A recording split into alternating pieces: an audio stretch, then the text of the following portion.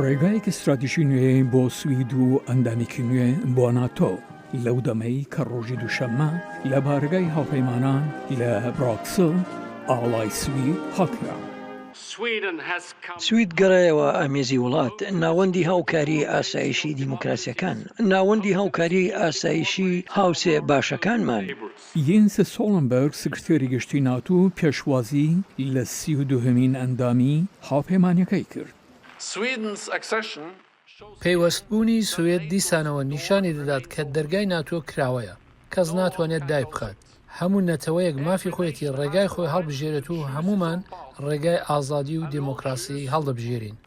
سوید و فنلەند لە مانگی پێنجی ساڵی 2022 داوای بەشداریکردنیان لە ناتۆ کرد، ئەمەش دوای 3 مانگ لە هێرشی بەرفراوانی ڕووسیا بۆ سەر ئۆکرانیا.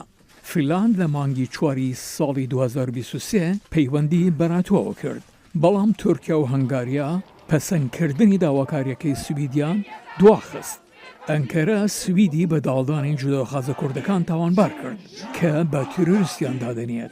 دەرکردنی یاسایەکی نوێی دژە تیرۆر لە سوید باوەڕی بە تورکیا هێنا ئەندامێتی سوید پەسەند بکات. 2 ساڵ لەمەوبەر بەڕاستی دژی ئەوە بووم سوید پەیوەندی بە ناتۆ بکات، چونکە بەڕاستی لەگەڵ ئەم سیاسەتە بێلایەنە بووم کە هەمانە، بەڵام ئێستا پێم وایە بەڕاستی گرنگە، دەبوو بەڕاستی هەڵوێستێکمان هەبێت.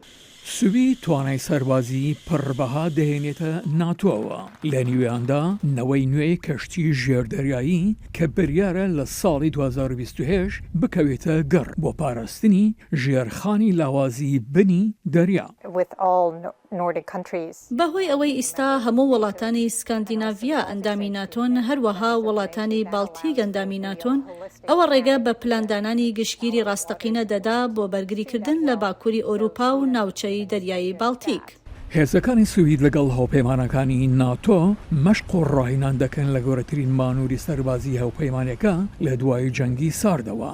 ڤلادیمیر پوتین سەرۆکی ڕووسیا وتویەتی بەنیازە ئامادەیی سەربازی وڵاتەکەی بە درێژایی سنوورەکانی ڕۆژاوای وڵاتەکەی بەهێزتر بکات بۆ ئەوەی بەوەتەی خۆی بۆ بەرپەرشدانەوەی هەڕەشەکانی پەیوەست بە فراوانبوونی داهاتووی ناتۆ.